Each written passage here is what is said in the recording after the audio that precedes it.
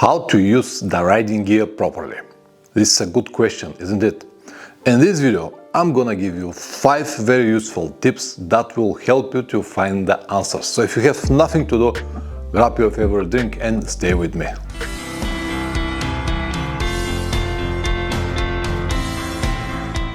Welcome back. Maybe about a month ago, a popular YouTube channel made a video that discredited the riding gear based on some kind of scientific tests and not so clear conclusions. Fair enough, but based on my personal experience, I know that if I lose control on my motorcycle, the only defense that I have left is going to be my riding gear. So I don't know who to trust, this guy from YouTube or my personal experience. In my opinion, even the most advanced science cannot tell or predict how exactly I'm going to hit the ground if I lose control, or what part of my body will be exposed to the biggest impact and how effective the riding gear is going to be in this very moment. And because of that, I prefer to trust my own experience instead of any scientific tests or the opinion of YouTube gurus. Let me play you a short clip, and after that we're gonna come back here and continue.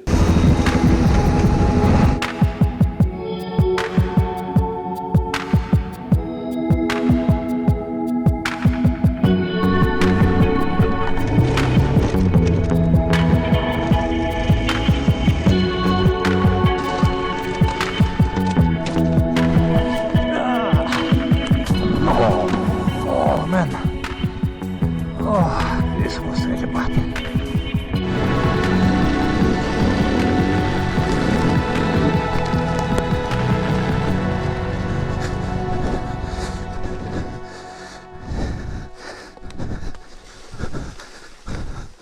With around 70-80 kilometers per hour, which just means that I went over the window, the windscreen, and then you can see what is the situation. 2 airbags are open.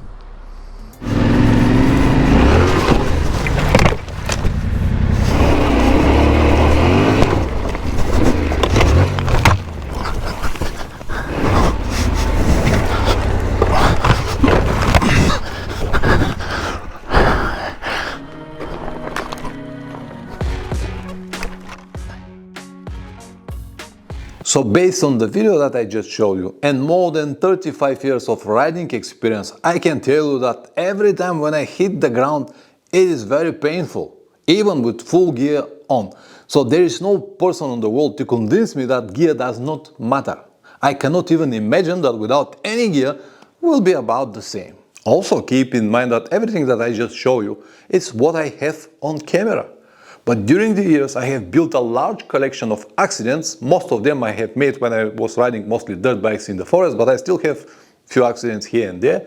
So all of these accidents now, they remind me about them every time when the weather changes. So I know very well what is to hit the ground, to roll over, to have some accidents here and there. I know it very well, and I know it's painful. Before I continue, let me tell you a short anecdote about the trust. I have heard it many years ago, but I think it's a proper moment to tell you about it right now. So it was a small village, somewhere in the middle of the country, small community, everyone knows each other, and before every wedding, before people get married, they go to the church, and the pastor usually say a few good words about the boy and girl. And on that specific wedding, it was exactly the same. The pastor was there, so the girl and boy were there, and the pastor started with a few good words about the boy, and then moved to the girl and said, she's a beautiful girl, she's still virgin. And one of the people from the community was standing next to his friend, and he said to his friend, I don't know. He said that she's virgin, but I don't know who to trust, this pastor or my little friend over there. So this is about the trust. I prefer to trust my own experience instead of someone else to tell me what is right. The riding gear matters, and I never ride without it, period. And the way you use your riding gear matters even more. So let me finally tell you these 5 tips that I have promised. Number 1, wear your gear. Everything. Helmet, jacket, pants, gloves, boots, everything that you have. I know that it sounds very obvious, but how many times you had only the helmet, or maybe helmet and jacket because you're riding on short trips on the way to your office. Boots, who care about the boots in the summer? It's too hot to have them. Or many more situations like that. Let's be honest now and let me know in the comment section below how many times you caught yourself riding without full gear on. The riding gear that you have, even if it's the best on the world, the most expensive with everything on it, cannot protect you if it's not on you. The gear cannot protect you from the garage or from your home. It needs to be on you. Once again, I said, I know it's pretty obvious, but I gave you the examples already. There is a zip line on the bottom part of your jacket, here, the bottom. And also zip line on the top of your pants. So zip them together every time when you ride. This zip has two purposes. First is to protect you from bad weather. Some of the more modern motorcycle jackets got a long line, zip line, start from here and finish here, so you can zip the whole jacket like that, and another one short to zip only the rear part. So two purposes. First is to protect you from the weather, especially if you have a long zip. When you zip it all together, it's really nice in the cold days. But the second purpose, which is even more important, is to zip the jacket and the pants together. So in the case you have an accident and you slide on the road, on your back, going like this on the road, without the zip lines, the jacket will go right over there and your back will be exposed to the asphalt, and man, this will be very, very painful. I know this from my personal experience. So every time when you ride, zip the pants and jacket together to avoid all of this. Number 3, on the sleeves of your jacket, you have these straps to tighten your gear. So tighten it properly, exactly for your size of arms. So the protection, for example, these protectors here on the elbows, if this strap is not tightened properly, they will move like that. But if you adjust it properly, not only here, some of the jackets got also on the waist a strap that you have to tighten it, also on the bottom part of your pants as well. So tighten everything properly so the protectors will stay exactly on the places that they need to be.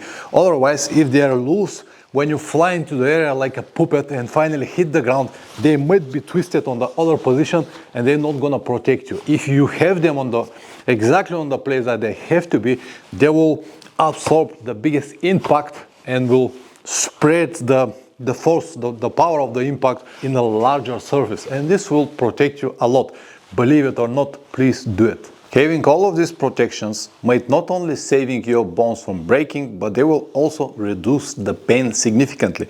As I said, when you have a direct impact and you have a protector inside, it will spread the impact on a larger surface, and this will reduce the pain and the actual impact. Of course, if you have all protectors inside, back, elbows, shoulders, knees, hips, some of the jackets comes even with a chest protectors here.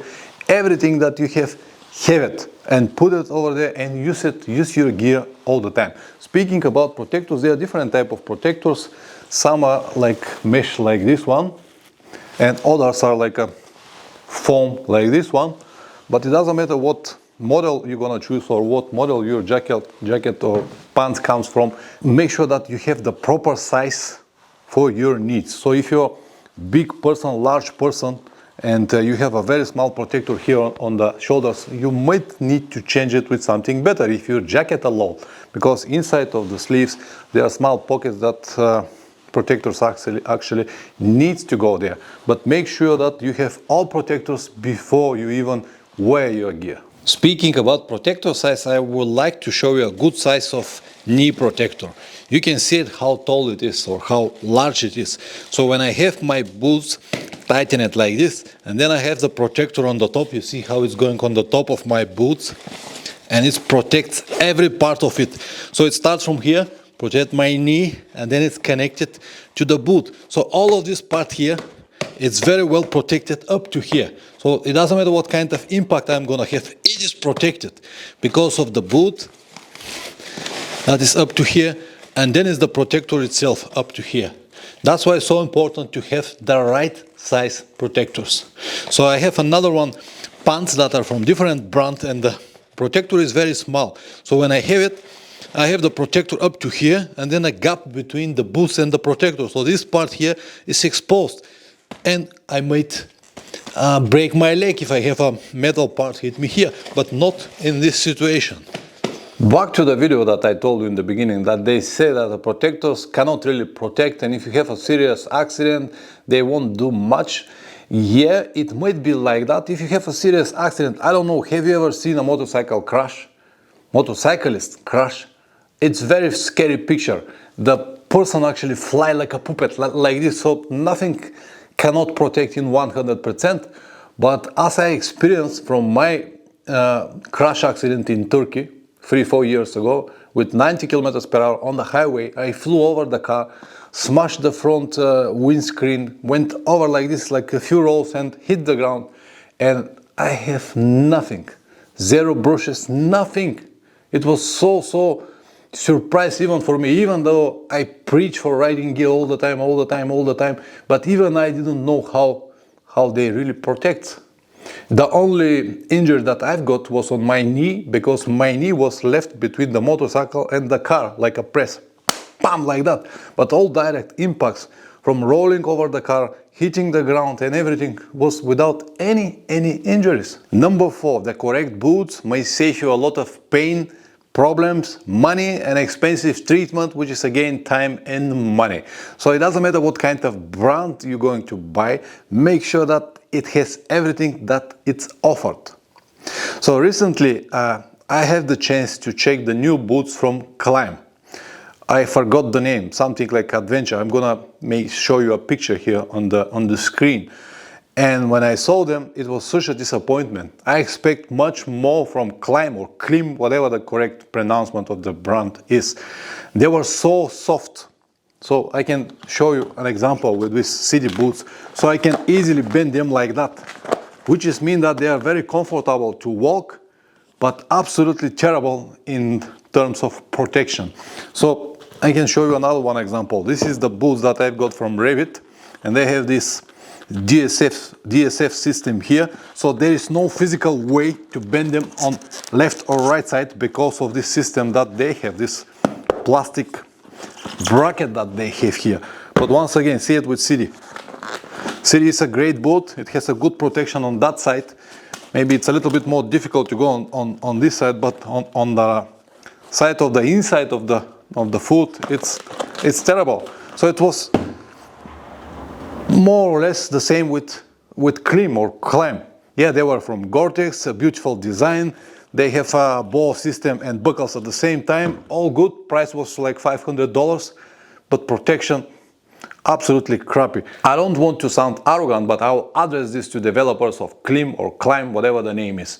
If you don't know how to do something, please ask. I'm sure that there are more than enough riders that will be happy to share their experience and to tell you exactly what they need and how to do your boots, because this model that you have made is nothing more than money in your pocket, and I'm sure that everyone who is going to buy it will be disappointed and not gonna buy it again. I already saw one person, the same that showed me the boots. So that's why I love so much Revit, not because they sponsor my channel and they gave me all of this gear for free, but also they always listen to people like me. They always ask me for my feedbacks, and when I tell them something is not good, they try to improve it for the next model. So Klim should be exactly the same. I said that they have to listen riders like me because the developers and the factories, they don't have a real feedback. I'm the person who wear these boots for thousands of kilometers for month after month in any kind of riding conditions. I know exactly what I need, what is wrong, what could be corrected, and what completely must be redesigned. So please ask people like me and they will tell you exactly how to do it. And number 5, always ride your motorcycle with a visor closed like this. I know that it sounds very obvious and almost everyone do it, but it's not exactly like that. Just look around you, especially in the summer, and you'll see how many riders riding with open visors. And this is not good at all, because the eyes are one of the most important organs that you have. And when you ride with open visor, anything could go in, from pieces of dust, bugs, branches, anything. I know it might be hot and it might be a very good excuse, but as I said, this is the most important organ and you have to protect it. During the summer, when I ride on slow speed, I use my integrated sunglasses like that. So they cannot protect fully like the visor, I can still have some bugs hit me here in the cheeks, or maybe branch or some stones, but my eyes will be protected, and this is very important to me. And that's why, this is the reason why I will never buy a motorcycle without integrated glasses, because this will give me the chance to ride with airflow but still have protected eyes. And when it's fast, when I need more speed, then I can close the visor.